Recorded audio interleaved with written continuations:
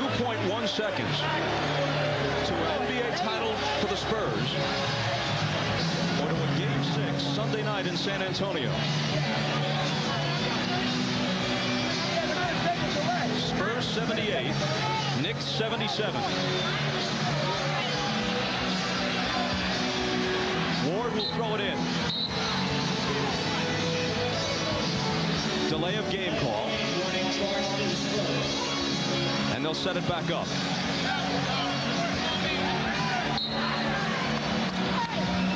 Ward to a Kenny Sprewell. He's underneath.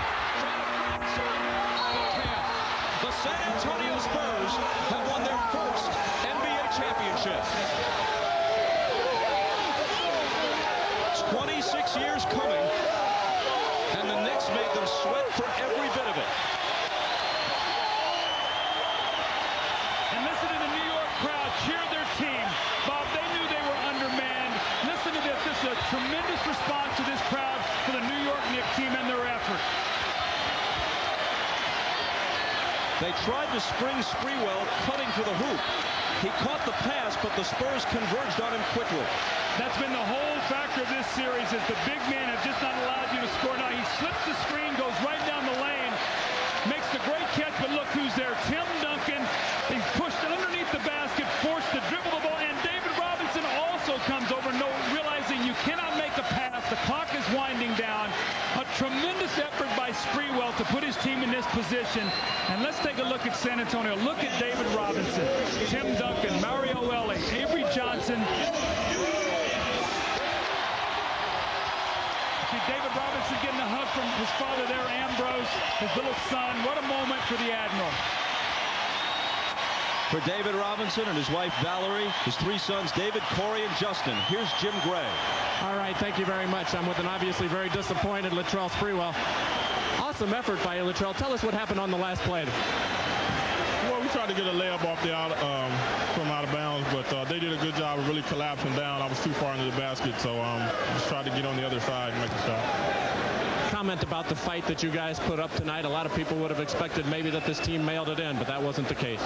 No, we fought hard, and we didn't want them celebrating on this floor, but we have to give them credit. They came in, the two big guys played hard for them, and other guys stepped up and made shots as well, and they deserve it. Your thoughts on the Spurs? Obviously, it's been a long road for David Robinson.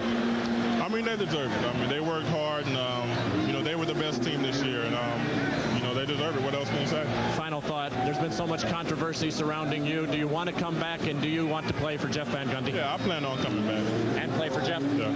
Latrell, thank you for your time. We appreciate it. Very gracious in defeat. Let's go back over to Bob Costas. Thank you, Jim. And Jeff Van Gundy said yesterday that he has been told that he will be back as the Knicks coach next year. Tim Duncan making home movies. For Duncan, a title in only his second year. And tonight, he scored 31 points, pulled down 9 rebounds, hit 12 of 22 from the floor. But for David Robinson, a long time coming. A decade in the league. 2 years before he came to the NBA, he was fulfilling his military obligation with the Naval Academy. So he waited 2 years, plus the 10. Sean Elliott, a couple of serious knee operations. Those are the 3 guys who could be called stars at various times of their careers. The rest of this Spurs team is a collection, and I say this with appreciation, of misfits and rejects and late bloomers. And best friends, Avery Johnson and David Robinson. They've been through it all here in San Antonio. Apropos that Avery Johnson hit the jump shot on the baseline to give his team the 1-point win. He's been with this team. This is his 3rd stint with this team, Bob, before he got the championship. He's one of those survivors, one of those knockaround guys, along with Mario Elie, a 7th-round pick who's played in 4 different leagues, in 4 different countries. Didn't debut in the NBA until he was 27. Or a guy like Jaren Jackson, 8 teams in 8 years. Or Jerome Kersey, who didn't play tonight, but after 15 years, he has his first. There's Elie. After 15 years, Jerome Kersey with his first NBA title. For the first decade of his career, he was a fixture in Portland, a vagabond the next 5 different teams, finally winds up in San Antonio and gets a ring. Jerome Kersey. And Greg Popovich at age 50, an obscure figure on the NBA stage until this year. Sprewell could not have done any more than what he did tonight.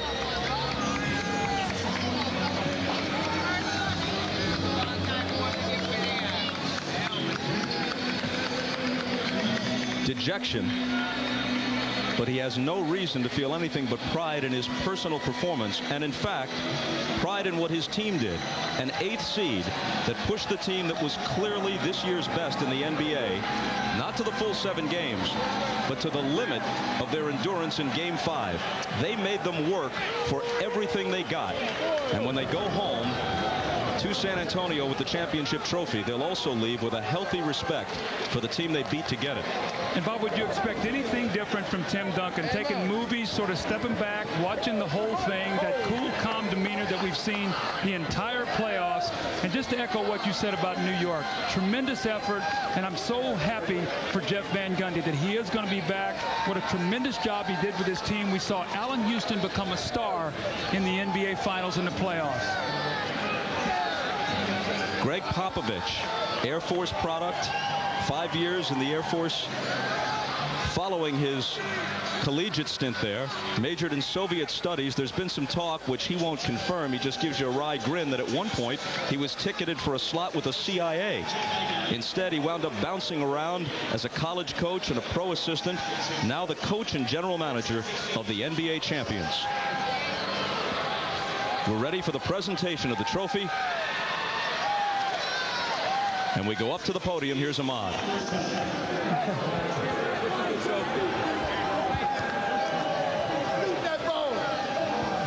It is now time for the 1999 championship presentation. Joining me on the podium, the San Antonio Spurs co-owners, Peter Holt, Juliana Holt, general manager, coach, Greg Popovich, co-captains, David Robinson and Avery Johnson somewhere. And now for the presentation, here's NBA Commissioner David Stern. Thank you to the Spurs and the Knicks for giving us a great series. Congratulations to the New York Knicks and their fans for this season and this very exciting run. To the San Antonio Spurs, it was a spectacular series. To them, their fans, to their fans across America, congratulations, 1999 NBA champion, San Antonio Spurs.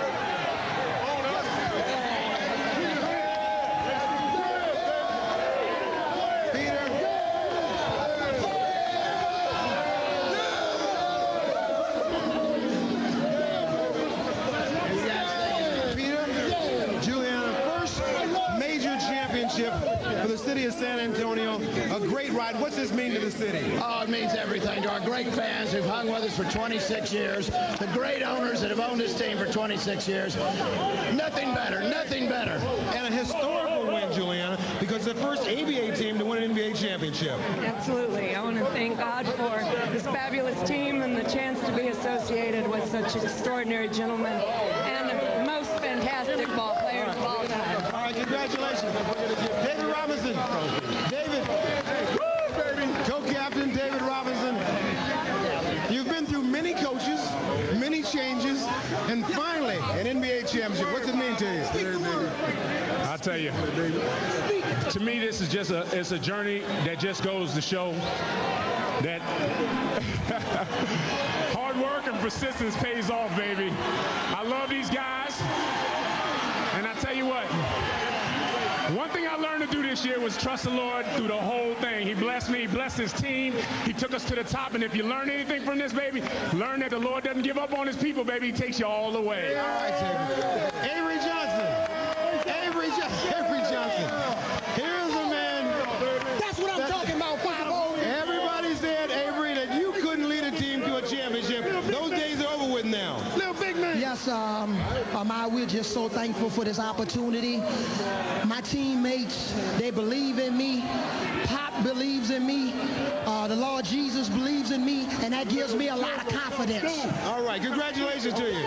All right, now it's time for our presentation of the Finals MVP Award. And to make that presentation, once again, David Stern. Ladies and gentlemen, join me in applauding a spectacular athlete, a terrific young man who averaged 27 points and 14 rebounds to be the most valuable player of the 1999 NBA Finals, Tim Duncan.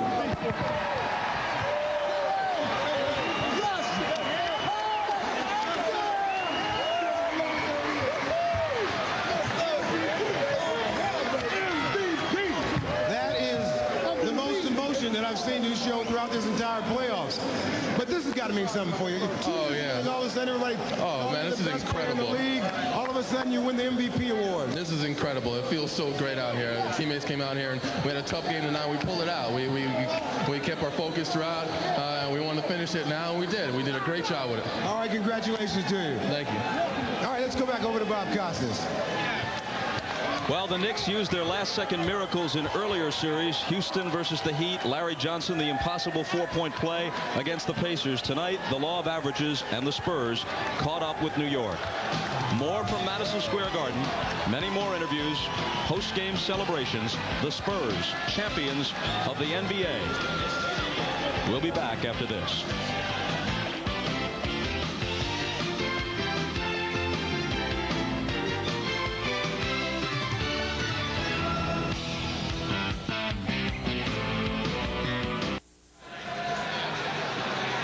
One more look at the last play, and a question you might be asking, would the nearly impossible shot have counted if Sprewell had somehow hit it? It was counted in the official stats as a field goal attempt. So technically it would have counted, but judge for yourself. He does not get it away by the time 000 show, so it should not have counted if somehow it went. Steve Jones is with Greg Popovich. All right, Greg Popovich, an impossible journey for you. One thing you started a couple years ago was trying to make this team a lot tougher. They are hard as nails right now. They fought right till the end. Your thoughts about winning and the way that your team has done it?